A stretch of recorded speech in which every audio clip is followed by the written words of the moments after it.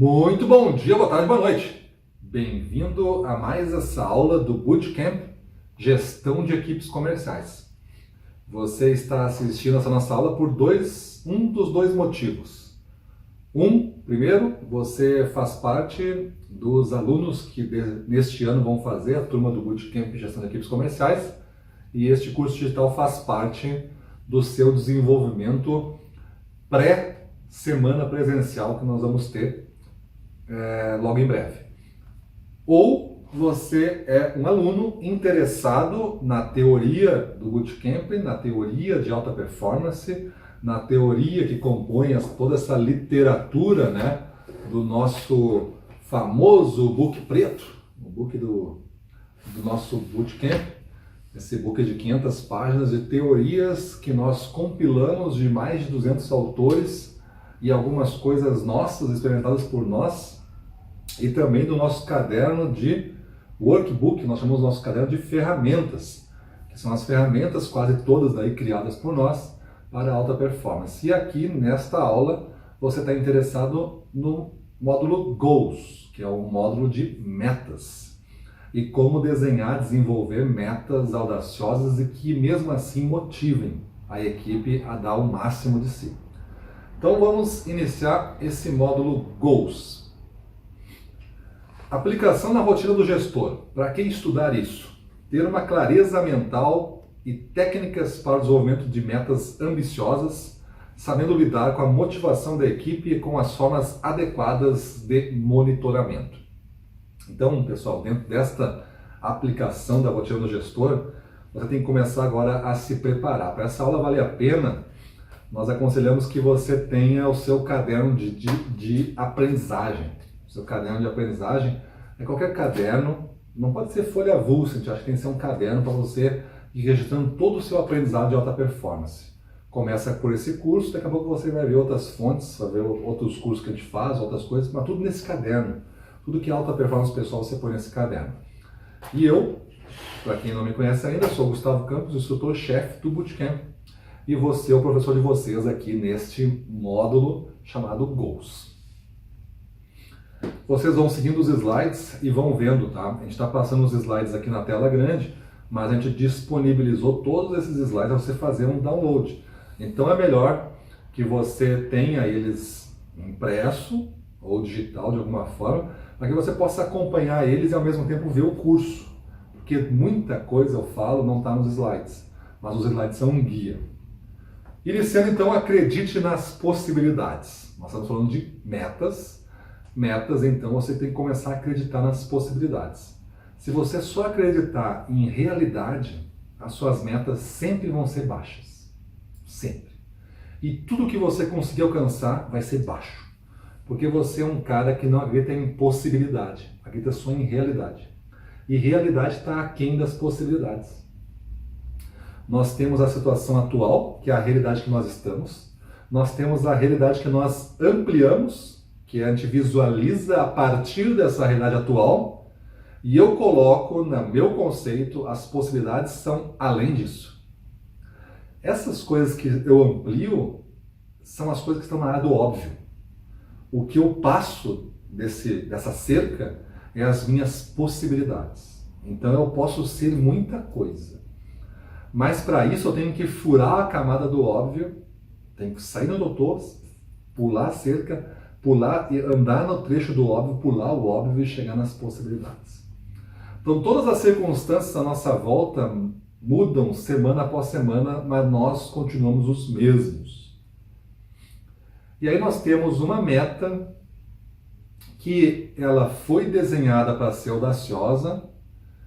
O cenário eu não controlo, ele muda, e certamente que muda, eu querendo ou não ele muda. E eu não me preocupo em melhorar. Então, cada vez que passa uma semana, fica mais difícil para mim dar esse salto e alcançar essa meta. Porque quando o cenário vai mudando e eu não mudo, muito do que acontece pode dificultar para mim. É como se eu tivesse que fazer um salto e tivesse uma mochila vazia hoje. Uma semana para frente, se eu não tive consciência dessa mudança, alguém foi lá e botou uma pedra na mochila. ficou mais pesado para me dar esse salto. Eu andei mais uma semana, não tive consciência de novo, não sei nem o que está acontecendo à minha volta. Não desenvolvi, não treinei nada. Mais uma pedra. Até o ponto que a mochila fica tão pesada que eu não consigo nem dar mais um passo. Estagnei, não consigo me desenvolver. Minha concorrência passou por mim, meus clientes não querem mais fazer negócio comigo, a crise me pegou, eu acho que é a culpa dos outros e nada é minha culpa. Quando que a gente muda, então? Geralmente quando não há mais opção alguma. Não tem mais jeito, está na hora de mudar. Geralmente nesse ponto. O que acontece, geralmente é muito tarde. Tu resiste para dizer que tu está certo. De vez de tu abrir mão logo, sabendo que tu não vai conseguir sair dessa. E pegar uma outra trilha que é possível tu andar mais solto, correr muito e chegar onde tu quer chegar. Mas tu apostou muito nesse caminho, tu investiu muito nesse caminho e tu não quer mostrar para os outros que tu estava errado. Aí tu morre andando nesse caminho e tu poderia pegar o caminho do lado. A boa notícia é que podemos mudar isso. Suas convicções moldam a sua realidade. Veja bem a força dessa frase. Suas convicções moldam a sua realidade. O que tu vê, que tu percebe do mundo, não é o mundo. O que tu vê ou percebe do mundo é o teu mundo. É o mundo que tu construiu para ti. É o mundo que tu imagina. Se tu imagina que a vida é difícil, batalha, não tem chance para todos, o mundo não é igual, esse é o mundo que tu construiu. Mas não fala dele para mim porque não é o meu mundo é diferente do teu. O que tu pode fazer é falar para ti do teu mundo e ouvir. A gente não faz isso. A gente não fala para nós do nosso mundo, mas a gente age de acordo com esse conceito, sem ouvir. E aí entra como se fosse a realidade. Eu não posso fugir desta amarra, desta cerca que eu coloquei à minha volta. Eu tenho que perceber a cerca, eu tenho que perceber o mundo, eu tenho que olhar para outros mundos, eu tenho que entender isso. Um exemplo que a gente usa é esse do Invisible Fence, que é uma empresa americana que, traduzindo, seria uma cerca invisível. Tem um cachorro deitado ali, dá para ver no pescoço uma coleira azul. Essa coleira azul, ela define um perímetro da sua casa, que é que você quer que o cachorro possa andar sozinho sem coleira. Além desse perímetro, a coleira começa a ficar um pouco desagradável. Começa a vibrar, começa a produzir algum efeito que o cachorro não quer sofrer. E ele começa a aprender que se ele volta, para o efeito. Se ele volta para casa. Se ele tenta avançar, o efeito fica insuportável, até o ponto que ele vem correndo para casa. E aí para. Ele começa a criar uma cerca invisível, então. Os primeiros dias, você pode até achar que eu não estou defendendo esse produto, não estou vendendo ele, tá? Pode defender que é um pouco cruel com o animal, coisa assim, mas não tem dor exagerada, é só um desconforto.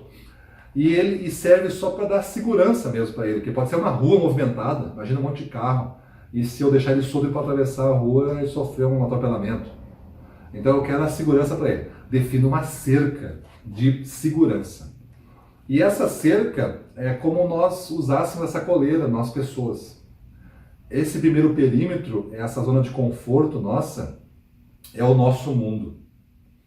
Se a gente não der conta da coleira, que existe essa coleira, a gente não avança. É claro que ao passar da cerca é desconfortável. E quando é desconfortável eu volto para cá. Eu ajo como se eu tivesse essa coleira no meu pescoço. Eu tenho que saber que eu não tenho a coleira. Eu tenho que saber que pode ficar muito desconfortável. Mas eu tenho que saber que ao estar desconfortável eu estou crescendo e ampliando essa cerca, ficando maior. Estou ficando soberano nesse tema, estou ficando mestre. Estou crescendo então. Nossas convicções determinam uma grande parte do que enfrentamos na vida. Tudo que eu acredito é evidente que vai se apresentar para mim. Se eu acredito que a concorrência é melhor, eu vou ver sempre a concorrência me vencendo. Eu acredito, é uma convicção. Não é uma dúvida, não é um medo, é uma convicção. Tu é convicto disso. Convicto é um valor teu quase. Tu tá certo, tu morre pelas tuas convicções. E se tu acredita nisso, que tu não é bom o suficiente, ou que tua concorrência é melhor, tu não consegue superar. Ela é uma cerca intransponível para ti. Então, muito cuidado com isso. Nós experimentamos aquilo que nós esperamos, aquilo que temos expectativas. Uma das principais razões pelas quais não alcançamos nossas metas é que duvidamos ser possível. Veja bem, duvidamos ser possível. Tem uma meta, eu acabo não alcançando, porque lá no início eu duvidava dela já. E ao duvidar, eu não faço o esforço suficiente para chegar. Não quer dizer que eu estava certo, só quer dizer que tu não fez o esforço suficiente. Quando você coloca uma meta alta demais e você duvida, o bom seria você botar essa dúvida de lado, que você sabe que ela lhe limita. Ela é o colar, ela lhe limita. Tira o colar, te liberta e vai ao máximo do teu esforço todo dia até o último segundo do válido para entregar a meta. E aí sim, tu faz uma avaliação de todo o passado. Mas não chega ao ponto de fazer um pré-julgamento, duvidar que ela é alta, e aí tu não faz o esforço que deve fazer, e aí tu não alcança a meta, aí tu confirma, a minha dúvida lá era uma verdade, eu estou certo, eu não alcancei a meta. O que tu ganha com isso? O que tu ganhou com isso? Tu ganhou uma certeza que tu estava certo que ser pequeno é melhor. Essa é a certeza. Enquanto isso, tu pode ter crescido 10% que tu achou bom. No dia de hoje crescer 10% é bom. Só que a tua concorrência te atropelou e cresceu 50%. O teu cliente, ele quer fornecedor que cresça 20, 30 e tu entregou só 10. Tu caiu de importância. Qual é o ganho que tu tem em estar certo nesse ponto? Acreditamos que elas estejam fora do alcance. Quando existe algo que eu duvido, está fora do meu alcance. A dúvida é uma meta tóxica, então. Nós costumamos dizer aqui no Ressignificando Vendas, no Bootcamp, que a dúvida mata mais que o fracasso. Porque o fracasso é para os corajosos. O fracasso é o cara que levantou, se desafiou pela meta, foi lá e fez até o último segundo e não alcançou. E aquele fracasso para ele é um resultado insatisfatório, que ele analisa e aprende. Ele pode não ter saído com toda a meta, mas ele aprendeu durante toda a jornada e no próximo ciclo ele vai sair muito mais na frente do que todos os outros que duvidaram e fizeram um esforço mínimo. Porque tu não treina. Se tu não treina o suficiente, tu não pula mais alto. Só pula alto quem treina para pular alto todo dia. Se tu pula para treinar baixinho, pular baixinho, metinha, tu vai ser o cara da metinha. E aí tu treina para metinha. E aí tu acaba nem entregando a metinha. Aí tu acha que a meta de 10% é muito para ti porque é uma metinha. Tá tudo na nossa cabeça e tá tudo de uma forma. Ou para me impulsionar, ou para ser tóxico e para fazer com que eu paralise. Todos nós temos uma longa história de metas não concluídas, abandonadas ou que deram errado. Beleza, temos mesmo. A gente tem. Só que isso não quer dizer que deve ser baixo. Isso não quer dizer que a meta estava errada. Isso talvez possa dizer que a meta estava errada. Mas também, talvez, na mesma intensidade, talvez que tu não fez o que tinha que ser feito, que tu não fez na intensidade que tinha que ser feito, que tu não acreditou na meta desde o início e por isso tu não fez. Várias coisas pode ser talvez. Tu pensa numa só, a meta estava errada. Eu penso nas outras 10. E eu prefiro jogar nessas outras 10, porque essas outras 10 me geram grandeza. A meta estava errada, faz com que eu não faça nada. E gera a pequenez. Né? Você continua sendo pequeno. Evitando as armadilhas de crenças limitantes, das crenças limitantes. Vamos entender esse conceito. Ele é um conceito falado, ele é um conceito que foi ampliado por essa história do coach, mas, independente disso, é um conceito muito válido e que a gente vive tanto em vendas, quanto em gestão, quanto na nossa vida. Todos os papéis. Em vez de crenças limitantes, podemos abraçar as verdades libertadoras. Ou seja, olhou para os meus fatos, como todos os demais, e usou um esquema diferente. Ali, naquele desenho, está a nossa cerquinha. A gente usou esse desenho porque ele trouxe a cerca, o conceito que a gente fala. A cerquinha ali. O primeiro, a seta, está escrito em inglês ali, a seta é das crenças limitantes. Bate na cerca direto. Bate na cerca. Ou seja, a cerca é a crença limitante e eu estou olhando os fatos, o fato é a cerca, e estou indo contra os fatos e bato neles e não avanço. Não avanço. Me limita então. No esquema de sim, de baixo, é a verdade libertadora, traduzindo ali o inglês, verdade libertadoras. Tem os mesmos fatos, é a mesma cerca, tá? Não é outra cerca, é a mesma cerca. Só que essa pessoa, em vez de bater nela e se limitar, crenças limitantes, a verdade libertadora falou assim, não, isso aqui eu testei, isso é verdade, esta cerca existe. Então eu pulo ela, ou então eu faço um contorno nela. A verdade libertadora é, a cerca existe, mas tem solução de chegar lá. Alguma solução existe e eu adoto ela. Eu entendo a crença, mas eu contorno o problema e faço de outro jeito. Vamos aprofundar um pouco. O que aconteceria se pudéssemos mudar nosso senso do que é possível de realizar? O senso do que é possível de realizar, tá? Possível de realizar, ele está muito tensionado, né? Está segurando aqui essa minha realidade, tá? Essa zona do óbvio está segurando ele. E quando eu consigo ampliar minhas probabilidades lá, minhas oportunidades lá no futuro, eu começo a me libertar disso. Esse senhor, na época não era senhor, o Chuck Yeager, ele foi o cara que, pela primeira vez, conseguiu romper a barreira do som. Mais de 750 km por hora, mas pela primeira vez alguém pegou um avião, fez isso, e ele rompeu a barreira do som e voltou para contar a história. Muitos foram, não voltaram para contar a história. Ele foi, rompeu, voltou e foi o primeiro cara. Depois disso, né, a nossa tecnologia e a crença no possível aumentou tanto que hoje já se fala de 6, 7 vezes mais a barreira do som. Alguém foi e fez a primeira vez. Depois outros viram que era possível fazer e começaram a romper 1.400, 760 milhas por hora, e assim foi indo. Né? Quando eu falo quilômetros, eu falei milhas, né? Milhas por hora. Então é 750 milhas por hora. Então é mais do que quilômetros. Então a barreira do som foi rompida, e aí tu imagina várias vezes isso.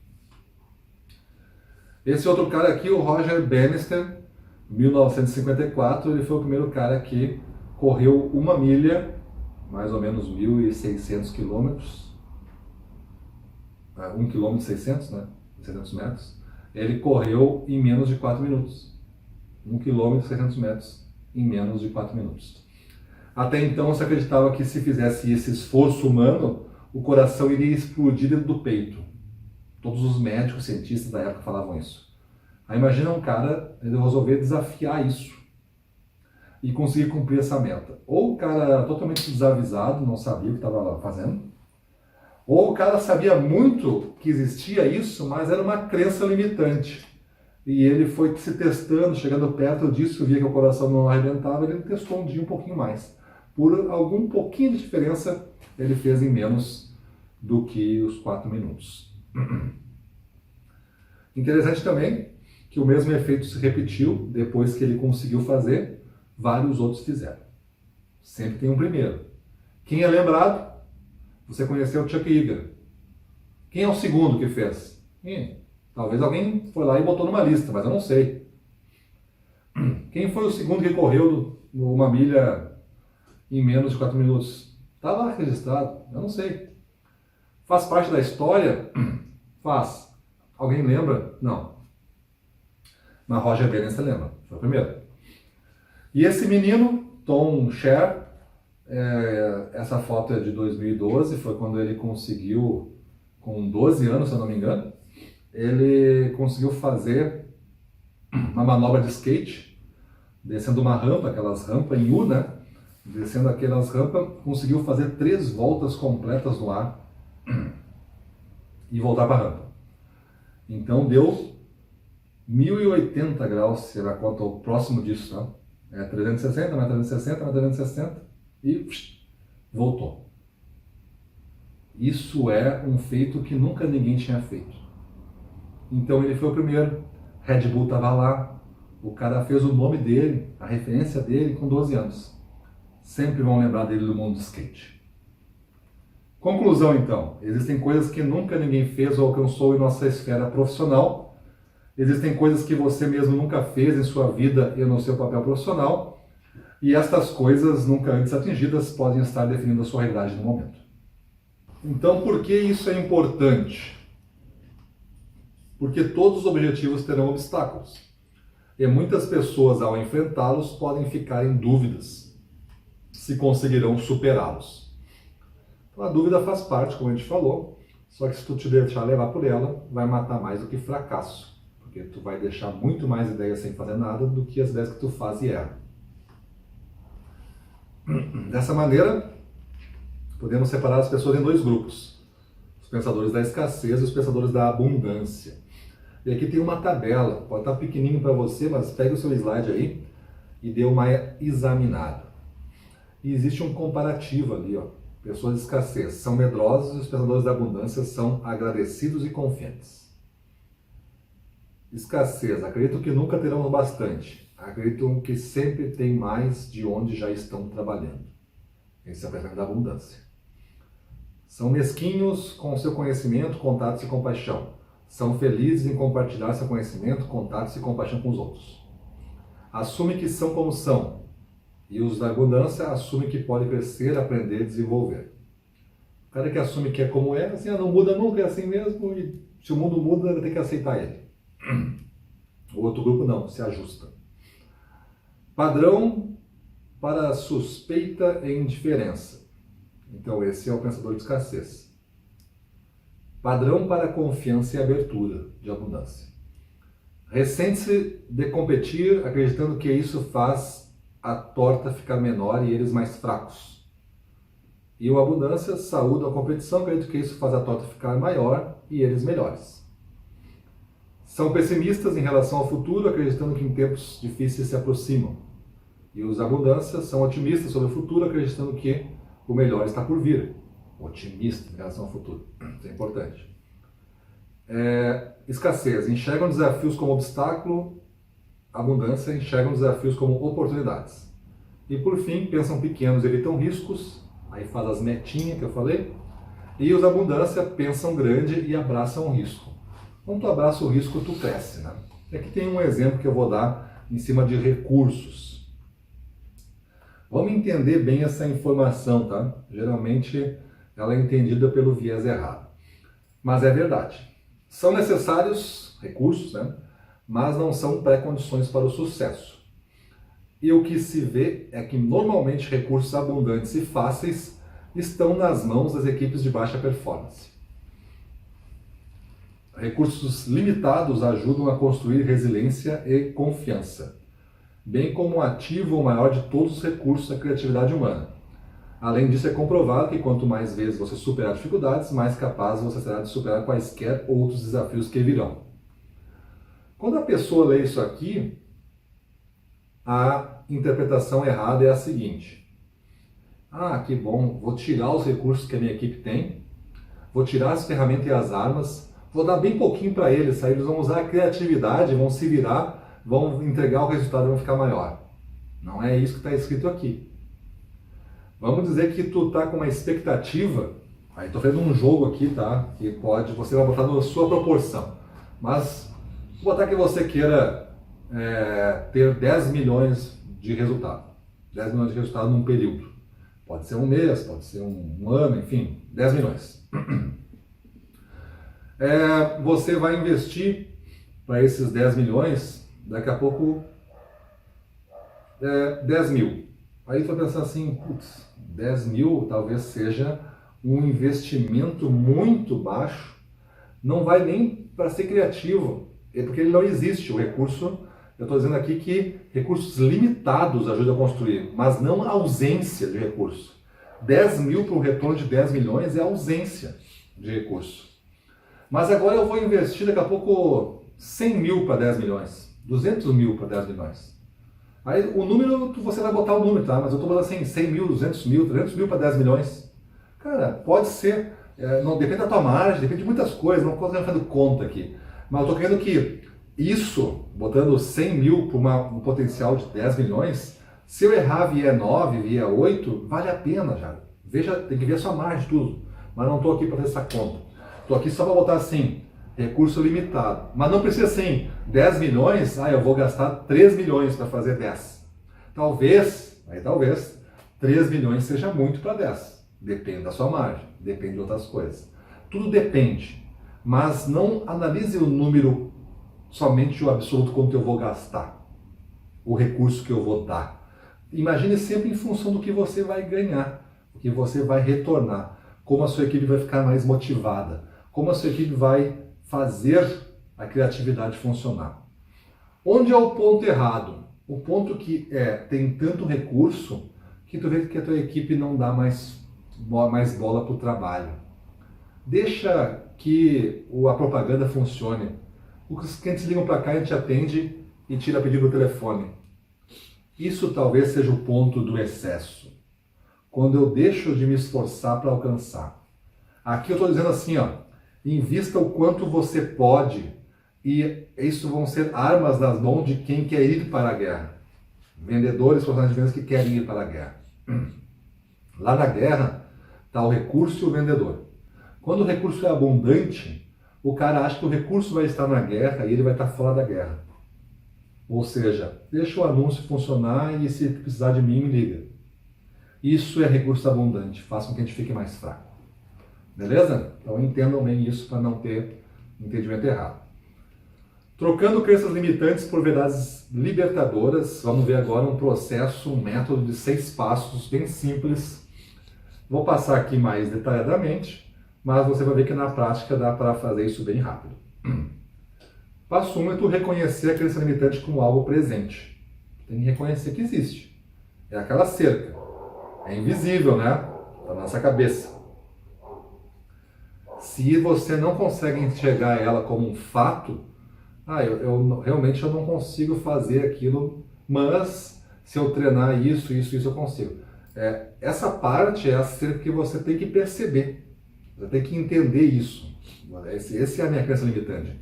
Eu não me acho capaz de fazer aquilo. Então essa é a minha crença limitante. Não tem tempo suficiente para atingir a meta. Essa é uma crença limitante. Ninguém nunca cresceu assim nos últimos tempos. Isso é uma crença limitante. Exemplos, tá? Mas tu tem que entender que é. Se tu não entender que é, tu não trabalha os próximos passos. Passo 2. Grave a crença assim como ela aparece, que ela é dita. A gente fala que existe um unicórnio rosa na nossa cabeça, esse animal imaginário que fala com a gente. Ele não quer o nosso mal, mas ele faz para que a gente sofra, para que a gente não se frustre. Então ele fala para nós. Grava a crença como ela é dita. Não tem tempo suficiente para bater a meta, cara. Não tem tempo, o tempo é muito curto. Grava. Próximo passo. Aqui uns exemplos. Eu não tenho muita experiência, como eu falei, eu não tenho a experiência correta, eu não sei fazer, nunca ninguém fez, eu sempre desisto, não há tempo hábil para alcançar a meta. Exemplos de crença que eu tenho que gravar. Próximo passo, examine em detalhes a crença gravada. Então vamos lá. Não tem tempo hábil, examine em detalhes. Em detalhes. Né? Faça um pensamento, até onde vai. Por esse pensamento meu, eu estou chegando aqui, vai me faltar 20% da meta. Se falta 20%, o que tu pode fazer agora para ir mais? Tu está examinando em detalhes. Porque uma parte está resolvida, uma parte tu acha que é possível, a outra que não está. Então separa as coisas, analise detalhes da crença. Porque ela não é tudo, tá? Ela não é tudo. Não tem tempo hábil para atingir a meta. Não significa que tu não vai fazer nada. Não tem tempo hábil para fazer a meta. O que eu posso fazer nesse tempo hábil? Posso fazer isso. Então isso está salvo. Vamos ver o que falta agora. E aí tu trabalha isso. Rejeite ou reformule o contexto da crença. Então aqui o passo 4 é tu assim, rejeitar significa assim, não, esquece. Tem tempo hábil. Outros já fizeram, eu só tenho que aprender a fazer, enfim, com um esforcinho dá para fazer. Se eu fizer mais isso dá para fazer. Aí tu rejeita a crença. Ou tu reformula o contexto da crença. Se uma crença limitante é falsa, simplesmente reconheça e a rejeite. Reformular um pouco mais envolvente, pois em muitas crenças limitantes existe um pouco de verdade, isso o que a faz tão convincente. Às vezes o tempo é curto mesmo, tá?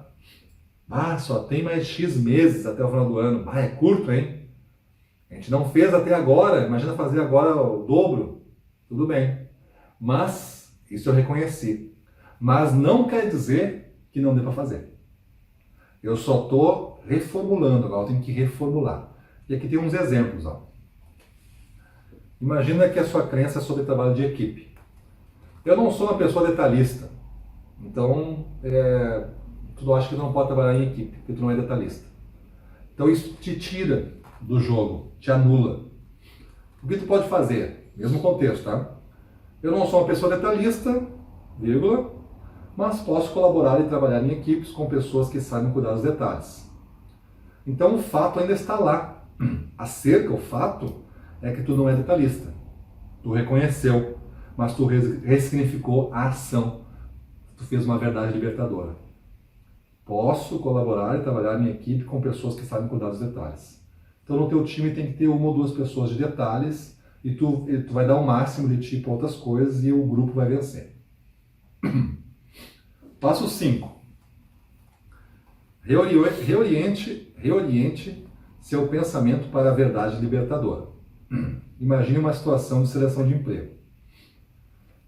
Desta crença limitante, o candidato 1, para esta verdade libertadora, o novo candidato 1. É o mesmo cara pensando duas coisas. Imagina um cara pensando assim. Chega na seleção de emprego, aí tu olha para o grupo todo e tu vê. Eu sou muito velho para ser considerado para essa vaga. Tu chega lá, tu é o mais velho de todos. Só tem guri novo. Como é que tu pode pensar? Só tem guri novo. Esse é o fato, é a cerca. Só tem guri novo aqui. Mas eu tenho mais experiência do que os demais candidatos. Esse significou.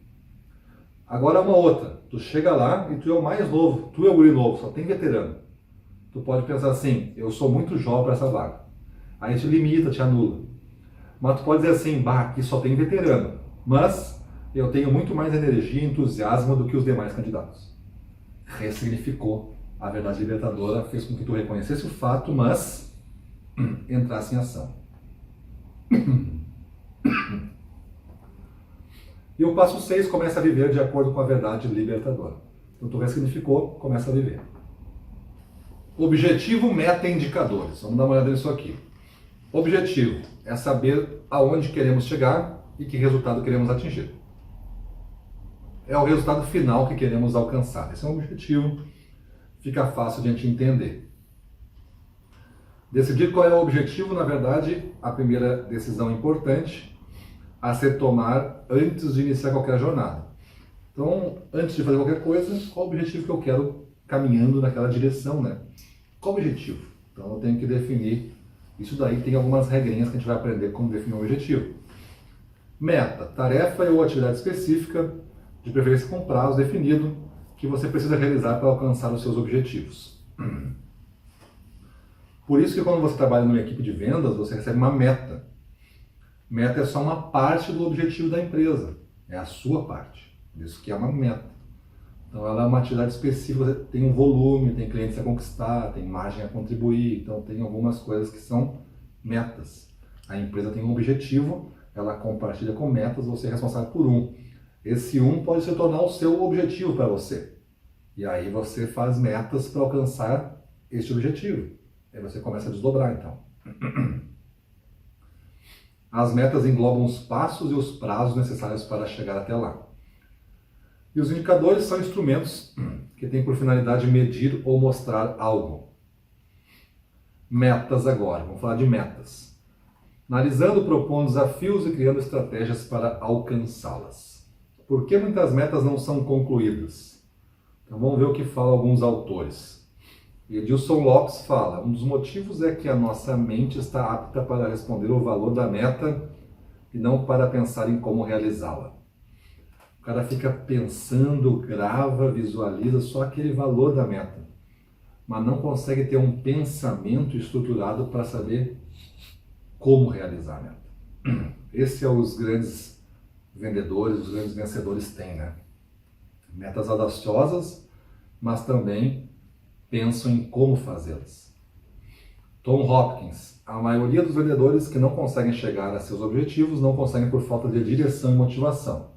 Então, Tom Hopkins já diz assim, existe uma meta, mas não, às vezes eu vou para esse lado. A meta está para lá, tu vai para lá. Tu faz ações para aquele lado. Então, tu te distrai às vezes, não falta motivação para tu seguir nessa direção. E o Butch Bellah, a falta de comprometimento é um dos principais motivos de não se atingir as metas. E que uma forma de contornar essa dificuldade é colocar a meta por escrito em um local bem à vista. Porque se tiver um local bem à vista e a tua meta estiver à vista de todos, por exemplo, é um compromisso social, um compromisso teu, né? Mas se não for assim, que pelo menos você coloque em locais da sua casa que você circula muito. Para você vai ser ali, porque é um compromisso que você escreveu com a sua mão, com a sua letra. É um compromisso, né? Então o Mark Murphy, ele escreveu o livro Metas que Desafiam. É um livro que vale a pena você ler, está traduzido. Ele vai mais além e explica que as metas devem ser compromissos verdadeiros, que metas grandiosas devem ser sinceras e exigem muita dedicação, que as metas desafiadoras por si só nos impulsiona e motivam, não o contrário. Você sempre foi motivado, talvez não tenha percebido, por um grande desafio. Pensa na sua história, se você hoje é casado, até o seu casamento teve um início que para você foi uma meta desafiadora, se entender com aquela pessoa e se formarem um casal. Você brigou por ela, né? Você se esforçou por ela. Era uma meta desafiadora. Naquele momento tinha todos os seus medos, as crenças limitantes, como é que eu vou fazer, como é que eu vou falar com ela. Então isso é uma meta desafiadora para você entender bem. 4 componentes básicos para o alcance de grandes metas. Precisam ser sinceras, visualizadas, necessárias e difíceis. Esses são os 4 componentes básicos para grandes metas. A gente vai falar delas um pouquinho mais na sequência, mas entenda aqui que existem esses 4 pontos que devem estar associados com metas grandes. Então, dica. Para aumentar o seu poder em alcançar uma meta, você deve ressignificar o que ela representa para você. Então, o que significa isso? Se você vai fazer uma venda, ou tem uma meta para fazer uma venda, e essa venda lhe dá uma comissão de 2.000 no período, eu tenho que chegar nessa meta. Se eu chegar nessa meta, eu ganho 2.000. 2.000 para ti pode ser um cheque de 2.000, depósito. Mas talvez seja o seu telhado da sua casa reformado. Você vai investir no telhado. Você vai investir na reforma do quarto. Vai investir na compra de um equipamento que você precisa. Na troca do carro. Tem outro significado. E isso faz bastante diferença. Então, o primeiro componente, sinceridade.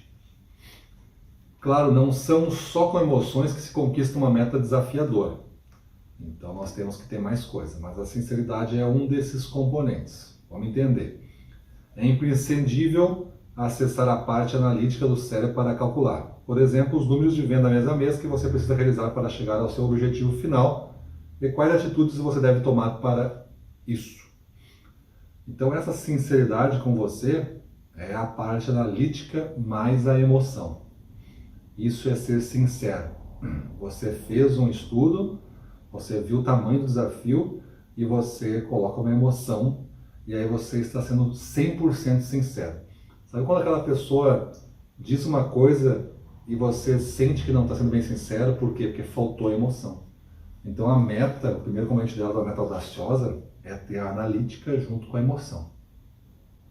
Dica.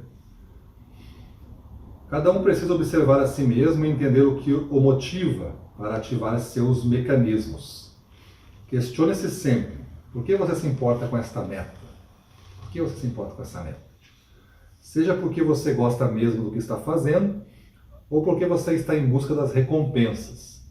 O importante é criar uma ligação verdadeira com ela, assumi-la para si e integrá-la na sua vida. Assim você estará no caminho certo para realizá-la. Então, responder essa pergunta, por que você se importa com a meta, a torna algo mais sincero para você. O segundo componente é a visualização. Uma das maiores dificuldades para se atingir qualquer objetivo é a falta de estímulo visual. Nós somos seres humanos, essencialmente, pegamos informações do mundo pela visão. Vou dizer que em torno de 70% aí são visuais. Não é porque você enxerga ou não, mas nós somos visuais. Nós somos seres visuais. O mundo nos desafiou e nos leva para isso. Não temos um bom nariz, às vezes não temos um bom paladar, não temos condições às vezes de ficar melhorando nosso tato, enfim. Mas visão a gente força, é ler, é assistir vídeo, é ver as coisas. Então, somos visuais. E a meta não sendo visual, a gente não consegue chegar lá. A gente nunca treinou para isso. O ser humano é muito visual e por isso nosso cérebro se lembra mais facilmente de imagens do que de palavras. Estudos mostram que, quando apenas escutamos, nós lembramos de cerca de 10% das informações passadas 72 horas. Aqui nessa aula, você está ouvindo, você está vendo, você está com, daqui a pouco, seu material impresso, ele está tangibilizado numa folha com você. A gente está usando vários sentidos para que aumente a memorização. Você está escrevendo no seu caderno de diagnóstico, seu caderno de aprendizado. Ao acrescentarmos uma imagem a essa informação, esse número sobe para impressionantes 65% da memorização. Então, uma imagem é o quê? Este slide aqui é uma imagem. Então, você está olhando para esse slide, está vendo no seu caderno, está escrevendo com a sua letra. Isto é usar a visualização a seu favor. Como é uma meta, então? Imagina a meta sendo visualizada. Como é você chegar lá? Como é estar no topo do ranking? Como é ganhar a medalha, o prêmio, o troféu de melhor vendedor? Como a sua conta corrente aumenta? Imagine um cara segurando um saco de dinheiro largando na conta. Visualiza. Quanto mais você puder imaginar a sua meta, se projetar nela, sonhar como será quando conquistá-la, até mesmo desenhá-la se for possível, até mais real ela se tornará e mais perto de realizá-la você estará. Então você pode desenhar, mesmo que seja um desenho tosco, um homenzinho com um saco de dinheiro, banco, uma casinha, banco, você imagina esse desenho sendo colocado lá, está visualizando. Aí você põe uma seta ali, 2000, o desenho do seu telhado lá, o telhado que eu dei de exemplo, a sua reforma de telhado. Terceiro componente, necessidade. Procrastinar é um hábito comum para grande parte das pessoas, mas é um hábito que não traz felicidade. Muito pelo contrário, ao deixar de fazer algo que pretendíamos, sentimos uma sensação de fracasso, mesmo que o compromisso tenha sido feito apenas com nós mesmos. Nós assumimos um compromisso, botamos lá na nossa agendinha, escrevemos lá diversas coisas e não cumprimos a metade, o dia. Dá um sentimento ruim, né? O dia não foi bom, o dia não foi produtivo, eu não me esforcei. Isso é a necessidade.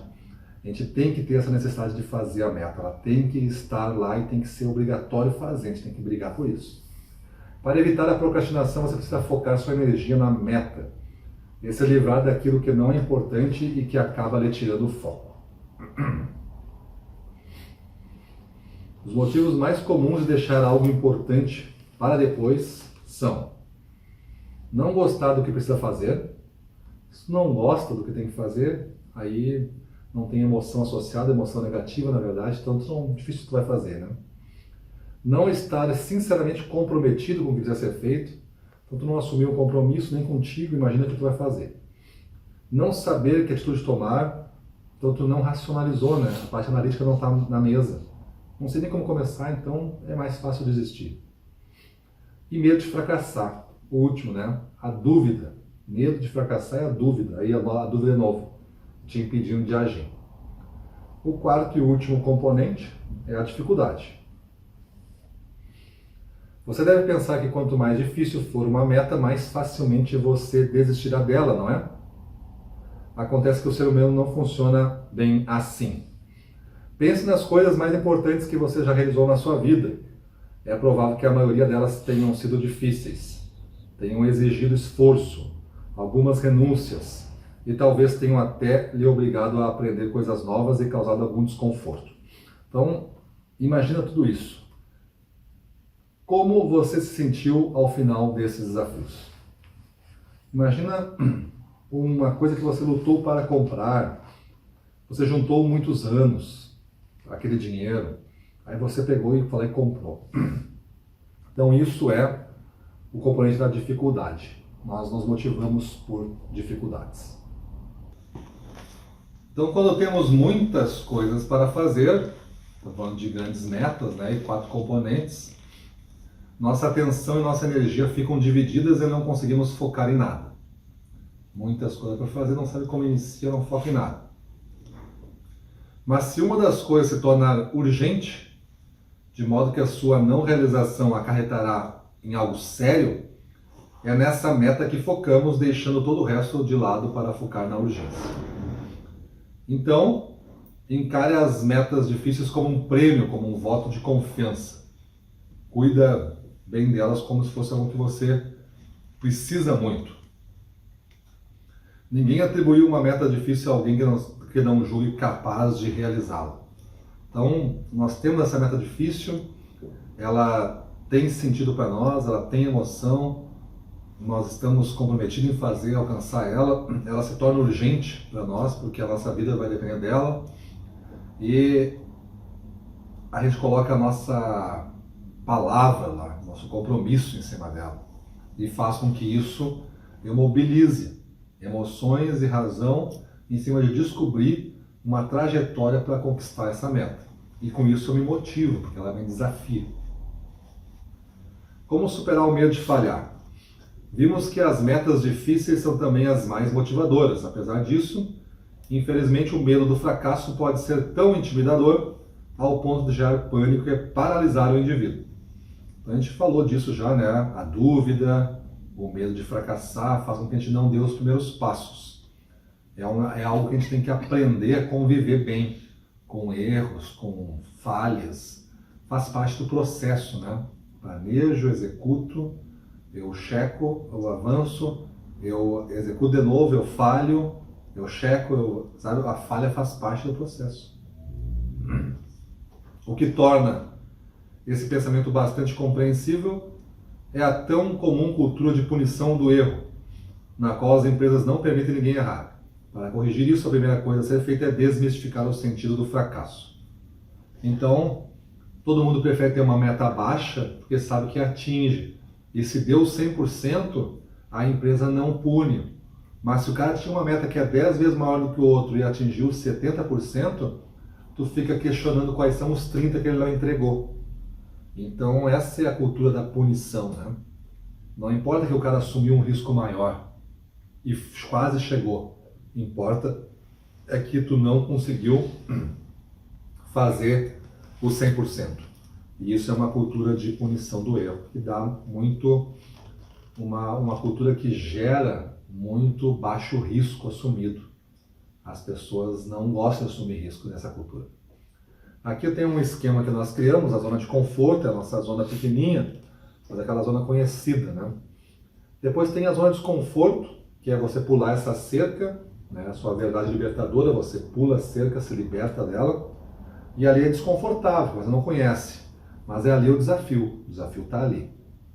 Mas se por alguma coisa for muito longe o desafio, para este momento, não quer dizer que seja possível, mas para esse momento pode ser uma zona de ilusão. Então a gente tem que cuidar. Mas como é que é essa zona de desconforto? A zona de desconforto geralmente ela é expressa assim. O preto ali é a zona de conforto. A área vermelha é a primeira zona pulando a zona de conforto, a zona do medo.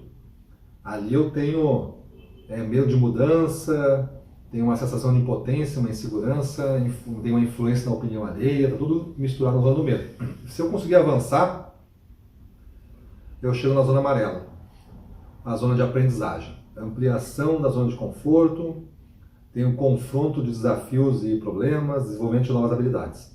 Se eu continuar avançando, eu entro na zona verde, na zona de superação. Desejos, sonhos, conquistas, objetivos grandes e metas grandes estão lá. Não adianta ter uma meta dentro da sua zona de conforto. A meta tem que estar lá na área verde. Aquela meta, interpretada da maneira correta, vai fazer com que você vença os medos, aprenda e chegue no número. É quando eu digo que a gente sai com duas coisas, sendo que a gente vende, a gente sai com a venda, zona verde, e com a amarela, zona de aprendizagem. Quando eu tento chegar na zona verde e não conseguir vender, mas eu passo pela amarela, eu aprendi alguma coisa. Então aí está o teu ganho de vendedor. Vamos entender esse conceito agora de meta-objetivo e meta-hábito. Meta-objetivo, ela tem um escopo e um período de tempo claro e bem definido. E ela é focada em uma conquista única e com prazo definido. Essa é uma meta-objetivo. Exemplo, correr uma maratona antes de completar 32 anos de idade. Por exemplo, seria uma meta-objetivo. Tem um tempo claro, está bem definido, é uma maratona, eu já sei que tamanho tem a maratona, poderia botar a maratona do Rio de Janeiro, poderia botar ali, antes de completar 32 anos de idade. Tem um prazo, ela é única. A meta-hábito é um escopo amplo e período de tempo indefinido, representando uma atividade em progresso. Focada em atividades regulares, sem prazo definido. Exemplo, caminhar toda semana. Eu caminho toda semana. Toda semana eu faço isso, uma atividade física. Então vamos para a ferramenta Smarter.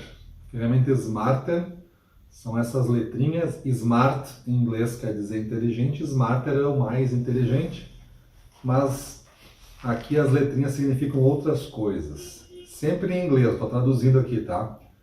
Específico, então é o S em inglês, a palavra específico não leva o E, nosso, né? Começa com S, então é específico, mensurável, acionável, arriscado, temporal, emocionante e relevante.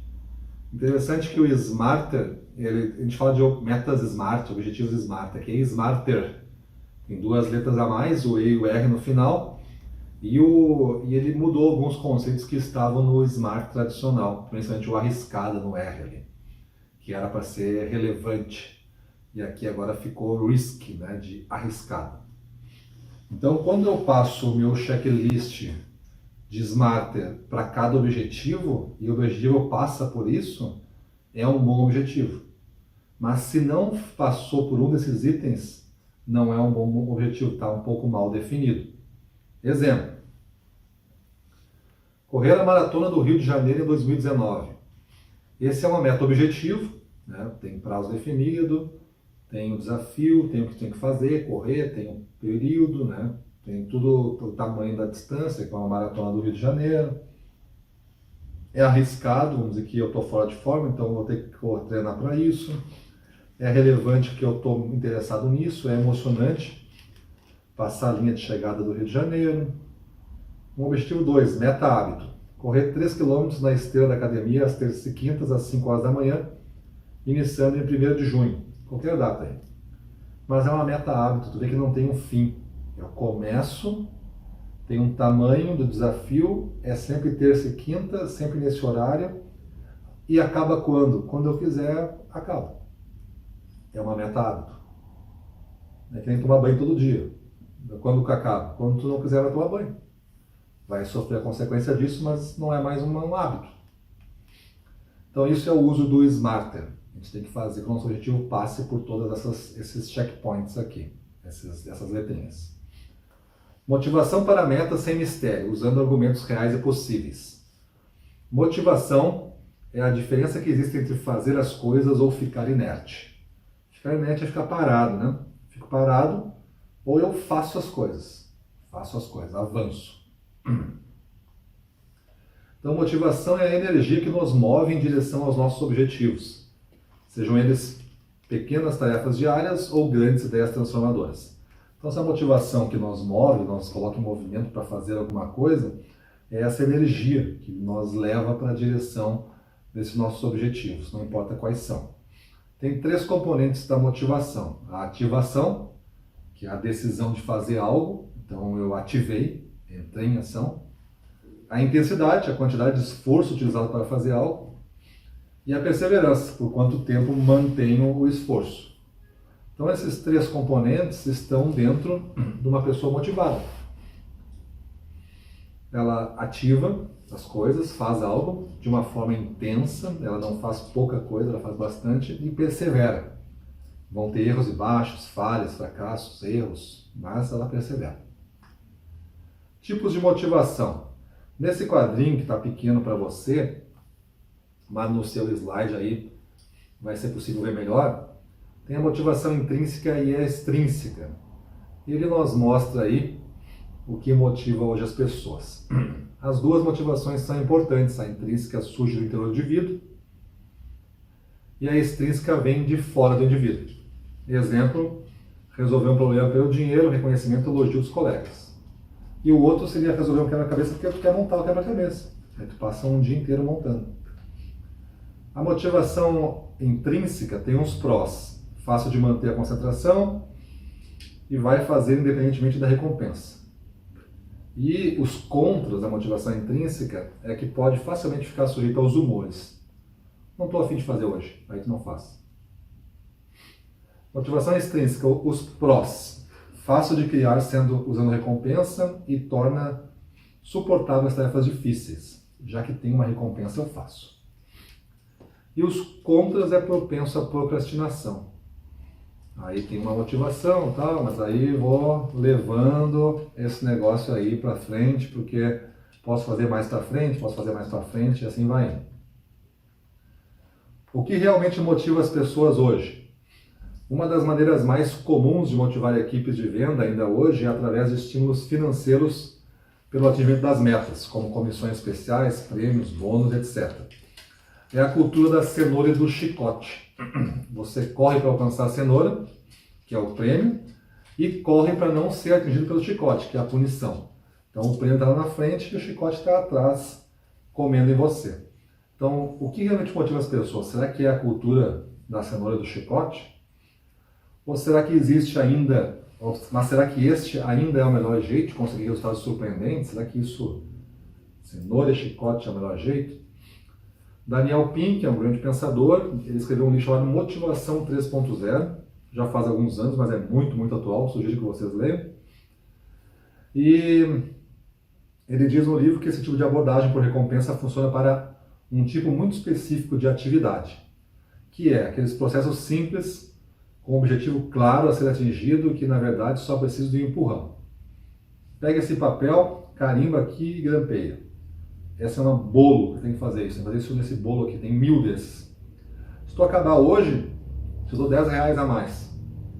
Então o cara, a meta é acabar esse bolo. Ele faz, eu avalio a qualidade, passou, tá aqui o teu salário, que tu queria, que tá R$10 a mais de prêmio. Então é uma atividade simples, tem um objetivo claro para ser atingido. A nova abordagem motivacional baseia-se principalmente em fatores intrínsecos do interior do indivíduo, como o desejo de fazer as coisas importantes porque gostamos delas e porque são interessantes e porque fazem parte de algo importante. Então, para Daniel Pink, esse novo modelo de motivação tem 3 pilares.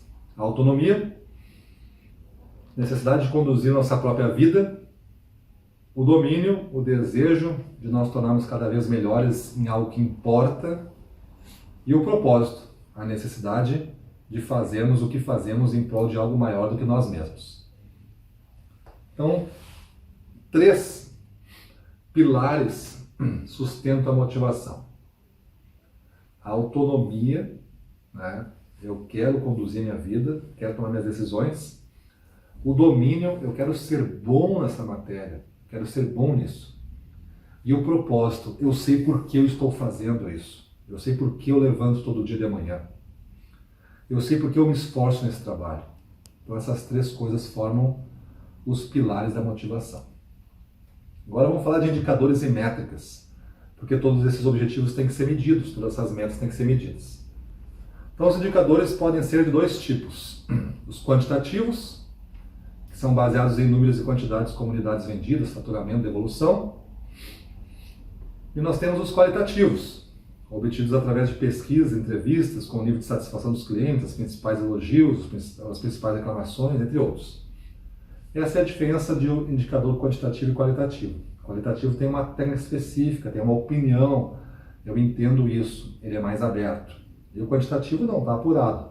O faturamento foi R$ 17.035,12, está apurado. Os melhores indicadores são aqueles que têm origem confiável, dados que mudam de acordo com o tipo de relatório não são confiáveis. Isso é muito, muito, muito comum nas empresas. Então, atrapalha demais os indicadores quando não tem origem confiável. Tu não consegue tomar decisão, tu nunca sabe, tu está sempre em dúvida. Não são muito complexos. Ao ler o indicador você entende o que ele quer dizer. Então, os melhores indicadores não são complexos. Então é isso. Custo, faturamento, tempo de execução. É só medir as coisas, é simples, tu entende. São realmente úteis para o que precisamos. Então, trazem a informação que a gente precisa.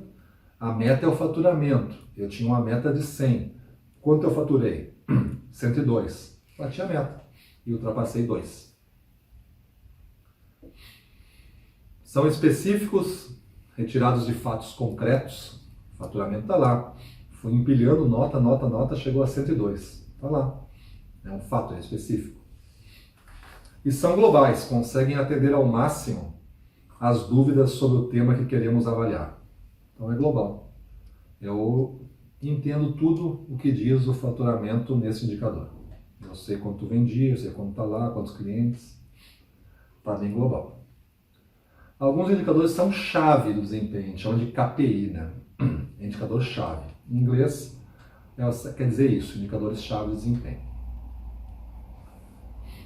São os que contemplam os pontos fundamentais para o sucesso do negócio e são os escolhidos entre tantos disponíveis para fazer parte do dia a dia do gestor. Então isso é os KPIs. Os KPIs é o que sustenta o teu jogo no ar, o sucesso do negócio. Se eu não medir os KPIs, é como a estrada está cheia de pardal, que uma hora é 40, outra é 50, outra é 60, e eu não tenho o velocímetro que marca a velocidade. E agora? Sem um velocímetro, que é um KPI, para me dar bem nessa estrada. Vou tomar uma multa agora, a outra não tomei por sorte, achei que passei, outra eu passei só 5 km, tomei multa. Tem que ter um indicador-chave. A partir da análise desses dados, você passa a entender o que está acontecendo e pode tomar as providências necessárias para corrigir o rumo em direção às suas metas, caso seja necessário. Erros mais comuns na utilização de indicadores. Indicadores inadequados, o primeiro erro, não cobrem todas as áreas importantes e os pontos fundamentais do negócio que precisam ser medidos. Por consequência, não dão informações suficientes para tomar decisão. Não tenho essa informação medida, ou ele não... Eu não sei qual é o faturamento. Mas esse faturamento não tem a região tal, que é outro cara que calcula lá. Então, essa situação é um indicador inadequado, eu não consigo ter toda a informação que eu preciso. Dados poucos confiáveis. Quase tão problemático como não medir, é medir de forma errada ou errática. Para que as decisões tomadas a partir da medição dos indicadores sejam as mais acertadas possíveis, é importante que a geração e a coleta de dados seja feita de forma séria. Então, os dados pouco confiáveis é que quando tu mostra o indicador e ele aponta que está abaixo, aí tu critica ele, a pessoa duvida e tu não é avaliado, passa a avaliação, porque tu não confia naquele número. Indicadores demais. Ter muitos relatórios para se preencher na tentativa de controlar tudo acaba por tirar o foco do que é importante e aumenta demais a burocracia. Indicadores demais podem tornar a empresa lenta e burocrática para as mudanças necessárias. Então não dá para medir tudo o que a gente vai fazer. A gente tem que ter então o foco, né? A gente vai medir os passos principais. Se esses indicadores sinalizarem que tem alguma coisa errada, eu posso ir para um conjunto de indicadores secundários. Mas se continuar errado, eu tenho que parar tudo e examinar. Eu vou fazer um diagnóstico mais completo. Mas eu não preciso apurar todo mês um diagnóstico completo. Falta de indicadores. Outras empresas, pelo contrário, não medem nada. Ou medem muito pouco. O que acaba por gerar grandes dificuldades para uma boa gestão comercial.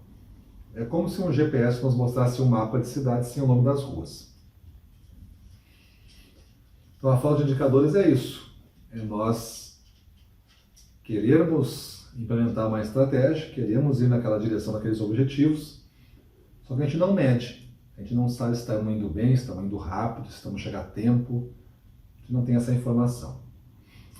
Agora eu vou falar de administração por objetivos, tipo mais comum de gestão de equipes comerciais observado nas empresas. É o tal da administração por objetivos. Sua característica principal é que o líder comunica as metas para a equipe e sai de cena, deixando para a própria equipe encontrar a melhor maneira de atingir a meta estabelecida. Observação: esse caminho, apesar de muito sedutor para os vendedores, muitas vezes não é melhor para a empresa. A gente vai ver as desvantagens do método agora, você vai entender porque não é muito bom para a empresa. O vendedor é bom porque não tem nenhuma amarra. Ele pode fazer do jeito dele. É do tipo, a tua meta é faturar 100 mil. Faz o que tu quiser para faturar 100 mil, vende o que tu quiser, tá por tua conta aí. Mas o que eu quero é 100 mil daqui a 30 dias, isso não vou abrir mão. Por objetivo, tu delega qualquer coisa, o que ele faz, o que ele fala, tá por conta dele. Então, as desvantagens, quando comparado com a administração por indicadores, a administração por objetivos apresenta uma série de desvantagens. Cada vendedor faz de um jeito, não facilita o aprendizado da equipe, falta controle sobre as atividades, vendedores definem as suas prioridades, não há alinhamento de processo, o gerente fica refém da equipe, falta de foco e o líder não consegue desenvolver a equipe. Se eu não estou medindo nada, só dei um objetivo e deixo a turma se virar, eu não sei, por exemplo, o que ele está vendendo. Se ele tiver 10 itens, daqui a pouco ele mate a meta só vendendo um item. A nossa marca não está presente em 9 ocasiões diferentes. Porque ele não vende. Ele é medido por meta, ele vende o mais barato e deu. Então, muito cuidado em fazer administração por objetivos. Os objetivos ser tão aéreos, tão altos, né? E eu não consegui dar uma direção da estratégia. Tem outras técnicas mais aprofundadas do que essas, que extrapolam um pouquinho o escopo desse curso. Mas se você quiser aprender sobre OKRs, Objetivos e Resultados Chaves é a tradução.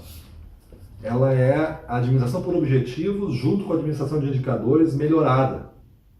Ela melhorou, ela está um passo à frente. Só que isso já são técnicas de gestão, extrapola um pouquinho a nossa meta aqui do nosso módulo, mas eu deixo a dica, procura aí OKRs, ou então Objetivos e Resultados Chaves. Vai ter texto, vai ter case, vai ter vídeo, vai ter um monte de gente falando sobre isso aí, dá para estudar um pouquinho mais. Gerenciar uma equipe de vendas sem o uso de indicadores é fazer uma administração pelo espelho retrovisor. Você só sabe se os vendedores bateram ou não a meta quando chegar ao fim do mês e qualquer decisão que precisa ser tomada é lenta e demorada. Na administração pelo espelho retrovisor só se olha para o passado e isso é muito perigoso. Quando eu faço objetivo e vou medir 30 dias depois se ele cumpriu o objetivo, se passaram 28 dias aqui, descontado o primeiro e o último, 28 dias num mês típico, onde eu não tive nenhuma informação e não podia mexer com a minha equipe, porque eu não estou preocupado com isso. Se o cara vem com metade da meta, eu vou analisar o espelho retrovisor que ele passou nos últimos 30 dias. Mas já é passado, não tem como recuperar mais. Então o bom é tu ter um scorecard de gestão comercial. Um scorecard é uma cartilha de indicadores lá. E tu vai escolher os mais significativos para ti, para esse momento, para esse objetivo. Então não existe uma lista de indicadores de performance que seja ideal para todas as empresas. Não tem uma cartilha assim, esses são os indicadores. Cada empresa tem uma série de objetivos particulares que, somados à sua cultura, ao seu posicionamento e ao seu modelo de negócio, reforçam a necessidade de uma lista particular de indicadores alinhada à sua estratégia. A montagem desse scorecard deve, no mínimo, ter a participação ativa do gerente. Porque o gerente tem que homologar isso, né? O gerente é o cara que centraliza a meta de todos os vendedores. Se ele homologar o teu scorecard, ele homologa o caminho que tu vai percorrer. Então, em cada empresa, porque muda os objetivos, porque muda a maturidade, o contexto, a idade dela, os produtos, muda tudo, tem um conjunto de indicadores que é mais adequado. Então a gente tem que cuidar disso, de olhar para esses indicadores e saber quais escolher para medir o nosso progresso. A partir de agora a gente vai dar uma olhada nas ferramentas, o que torna o nosso módulo bem mais prático são as ferramentas. Esse curso é baseado na sua aplicação das ferramentas. Então agora nosso próximo slide já entra nesse assunto. E é bom que você tenha impresso para já ir praticando, já ir escrevendo. Vou dar algumas dicas, é bom tu já anotar aí como preencher depois. Beleza? Então é isso aí. Então vamos às nossas ferramentas. Esta é a parte do curso que você deve dar extrema atenção. Primeira ferramenta é gestão de metas. Está pequenininho aqui, você tem essa ferramenta impressa numa folha 4, se seguiu as nossas instruções. Se baixou o material, vou tentar dar um zoom aqui em metade dessa página, para a gente se guiar. Eu tenho ela impressa aqui, ó, né? É isso que eu espero que você tenha quando fizer as ferramentas, ela é impressa. Eu imprimi e encadernei todas as ferramentas aqui. Então está escrito aí nessa primeira parte da folha, gestão de metas. Para você se manter focado na sua meta geral, as vendas e no seu mix principal de produtos, siga os passos abaixo e preencha as planilhas de acompanhamento de metas. Passo número 1. De posse de sua meta geral, preencha a tabela Meta Mix do gerente, desdobrando-a conforme o seu mix de produto.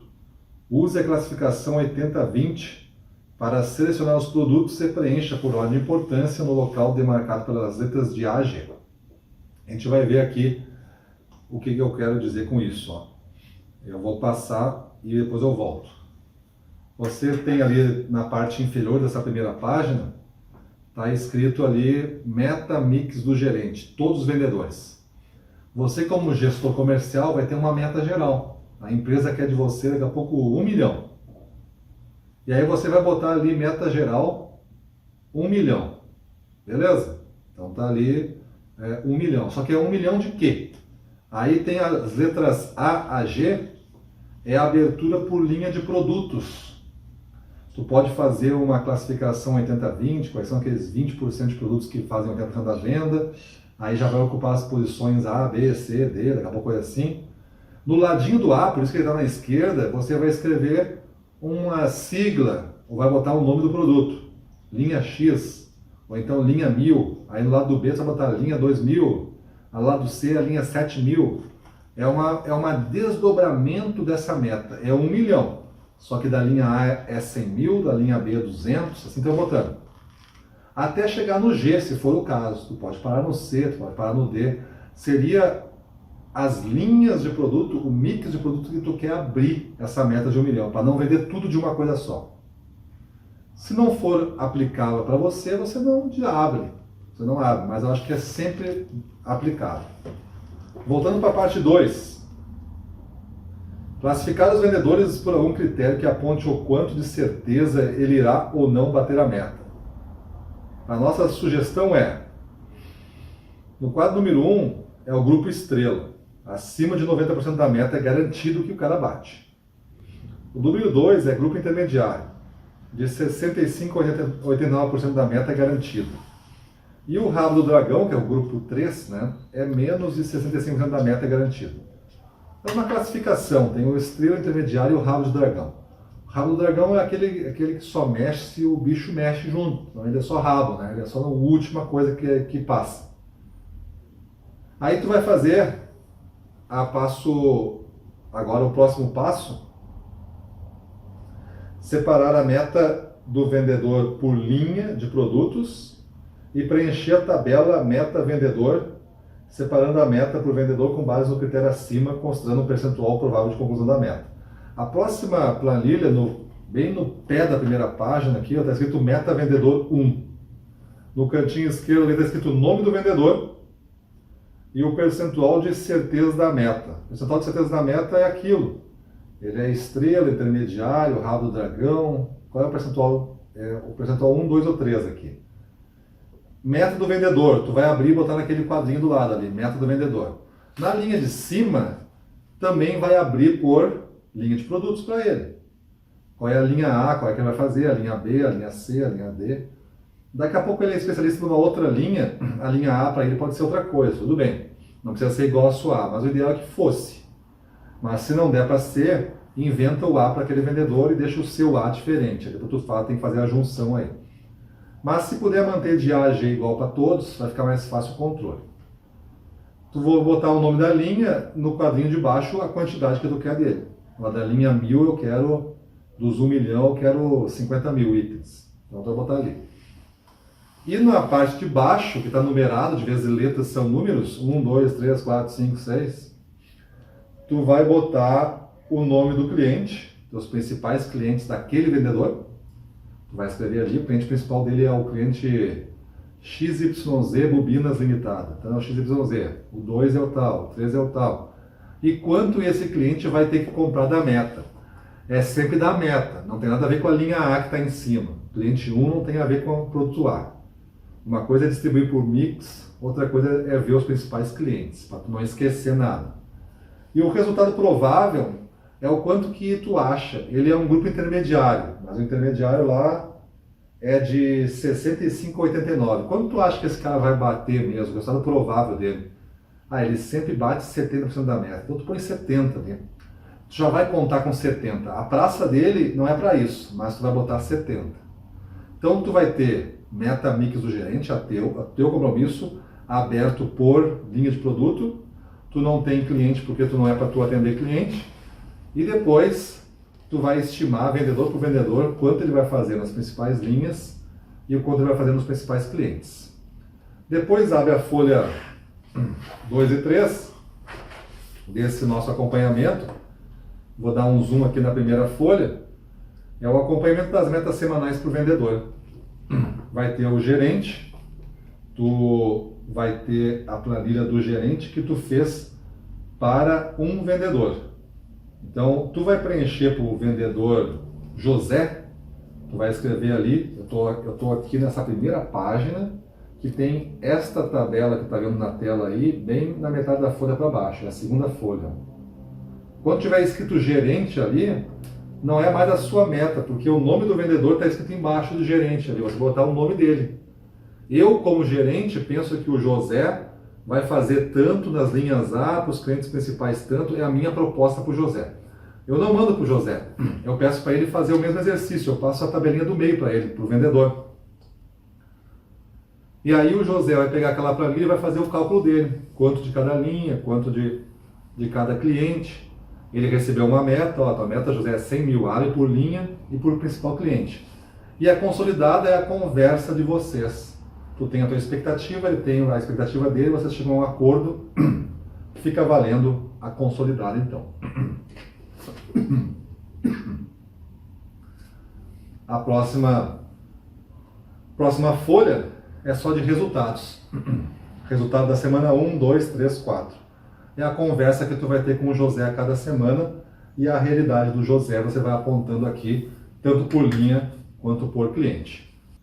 Bom, então a nossa ferramenta 1 foi a gestão de metas e a nossa ferramenta 2 foi o acompanhamento das metas semanais. Agora na ferramenta 3 vocês têm aí o inventário de indicadores. São várias páginas com indicadores. Nós fomos catalogando, umas a gente botou a descrição um pouquinho mais detalhada, uma fórmula, a unidade do indicador, pelo menos para você ter um inventário para começar a sair, para montar o seu scorecard. Desse inventário você vê, isso pode ser interessante para mim, pode ser interessante, pode ser interessante, pode ser interessante. E aí você só marca os interessantes na ferramenta 3, é só para ter um inventário. E pode complementar com os seus, você pode aumentar esse inventário aí. A ferramenta 4, tu vai usar alguns indicadores para preencher esse scorecard, que é o que a gente aconselha a você a começar. Ele é assim, o que eu ganho? Lá embaixo está escrito, o que eu ganho. Estes são os indicadores de resultado. Após tudo ser feito, você tem um faturamento, uma participação, uma comissão, uma rentabilidade, uma imagem que o cliente tem de você, por aí vai. Indicadores que são consequência final da operação. Por isso que estão ali na base, né? Eu faço as coisas e vou chegando e tem aquela sustentação. É o que eu ganho. Eu ganho isso, mas para mim ganhar isso eu tenho que fazer alguma coisa, que é o meio ali. Tem espaço a mais 4 indicadores. Esses são os indicadores de processo, ou seja, coisas que você tem que fazer para alcançar os ganhos, resultados. que deseja. Número de visitas, introdução de produto novo, aumento de mix, treinamento, visual merchandising, ligações, prospecção e por aí vai. Indicadores que são operacionais, sustentadores de rotinas de campeões. E aí eu ganho isso, eu tenho que fazer isso, e como que eu me preparo para fazer isso? É os mais lá de cima, né? Como me preparo? Esses são os indicadores de tendência, ou seja, não possuem um vínculo tão claro, nítido e matemático com os resultados. Mas sabemos que se não fizermos o que está contemplado nesse espaço, eu fico mais obsoleto a cada dia que passa, mais antiquado e de menor valor para meus clientes. Horas de capacitação, estudos técnicos sobre produtos, participação em eventos do setor, networking, divulgação e atualização das redes sociais com conteúdo de impacto, estudo de clientes, estudo de prospects e por aí vai, indicadores que são de tendência, ou seja, o investimento neles me torna mais preparado e fortalecido para fazer algo da sequência e, consequentemente, ganhar por fazer bem feito e no tempo certo. Então, o que eu ganho está no meio, aí depois eu tenho que fazer isso, me ganhar isso, e para mim fazer isso eu tenho que me preparar dessa forma. A gente põe o preparo como a principal coisa lá em cima, eu tenho que me preparar, por isso que está em cima. Se eu me preparar, eu vou saber fazer isso. E se eu saber fazer isso, eu ganho isso. O ganho está no núcleo. A ideia do núcleo aqui, mais perto, mais próximo de mim. Lá é o meu preparo. Então esse é o teu scorecard de venda. Tem espaço para 12 indicadores. Você pode botar os 12 aí, ou pode trabalhar com 2 embaixo, 3 em cima, 4 em cima, 4 no meio, a configuração que você quiser. E a ferramenta 5, e nossa última ferramenta desse módulo, definindo liberdades libertadoras. Trago ali aquele exemplo que a gente viu na aula. Eu sou muito velho para ser considerado para essa vaga. E para a verdade libertadora, eu tenho mais experiência do que os demais candidatos. Na nuvenzinha tracejada, você vai botar a sua crença limitante. E tem essa seta que leva para a verdade libertadora. Esse é o desenho. Tanto os balõezinhos, que não são verdade, por isso que eles são furados assim. Eles podem inchar, pode aumentar. Se eu não controlar deles, estão ocupando a minha cabeça. Então, a crença está ali e a verdade libertadora está mais acima. E eu desenho essa liberdade a partir da crença limitante, como está mostrado nos 2 quadrinhos ali de exemplo. Beleza, pessoal? Então esse foi o nosso módulo Goals. Nós falamos de 5 ferramentas aqui no final. Você tem aí o PDF com as ferramentas e tem todos os slides. E você pode refazer essa aula mais de uma vez para botar na sua cabeça a importância das metas, os pilares de sustentação, a motivação, todo aquele papo que nós conversamos e é importante para você saber o que está fazendo. Você usa as ferramentas, aplica e consegue então definir metas ousadas e principalmente aquela primeira parte da aula que fala das crenças e tudo mais, saber manipular um pouquinho a sua mente para pensar grande. Não adianta a gente ter meta pequena e atingir 100%. Eu prefiro atingir 70% de uma super meta, mas quando eu atingir 70% e tu com a tua metinha atingindo 100%, eu já estou muito longe de ti na primeira rodada. No ano que vem eu estou a 2 vezes distante. No terceiro ano tu não me enxerga nunca mais. Eu já estou tão distante de ti e nunca cheguei daqui a pouco da meta, só fiz 70% até da meta. Uma meta tão grande que vale a pena. Vale a pena o crescimento. Eu tenho um crescimento muito grande. E se eu estiver aprendendo esse crescimento, ele pode ser grande. Esse ano eu faço 70, ano que vem 85, no outro 100. Porque eu aprendo a trabalhar com metas grandes. Beleza? Então é isso aí. Vamos para a rua, na frente dos clientes, domínio total, vamos para cima deles.